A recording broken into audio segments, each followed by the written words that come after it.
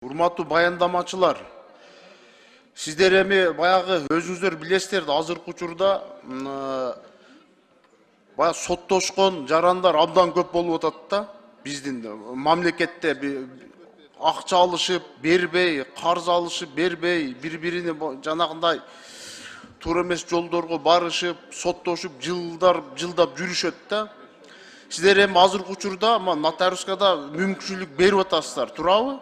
Анан нотариус карызы бар кишилердин мүлкүн арестке кое алабы ошо боюнча маалымат берип койсоңуздар.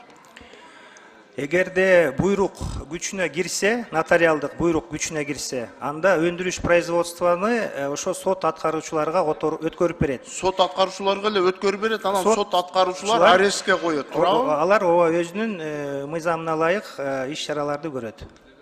Анан нотариуска эки тараптуу келишим түзүп барышат эми, бир акча алып атса, туурабы, акча алып, ошол эле акча кайра бербей коюлса, эки тараптуу келишим түзүлсө, ошондо гана кайрылабы же жөн эле расписка менен акча алып, нотариуска барып кайрылса боло береби? Расписка болсо деле кайрылганга укуктуу жаран. Укуктуу.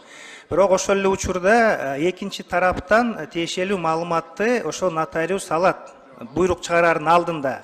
Ошондой жаран келди, момундай расписка бар экен, сен мынча баланча акча карыз экенсиң.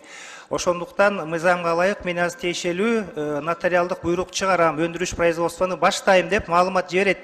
Эгерде ошол экинчи тарап ошол расписканы тааныса, каршы эч кандай доо арыз жазбаса, анда бул буйрук күчүнө кирет. Эгерде ал жок, мен бул расписканы тааныбайм, мен карыз эмесмин десе, анда бул талаш пайда болот, бул жерде талаш пайда болот. Анда бул нотариалдык буйрук жокко чыгарылат дагы, бул уже сот аркылуу анан өндүрүш иш башталат. Сот аркылуу болот, ооба.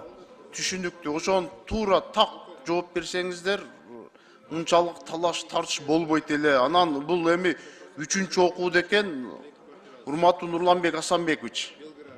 3-чү окуу экен, эч кандай өзгөртүү да болбойт экен.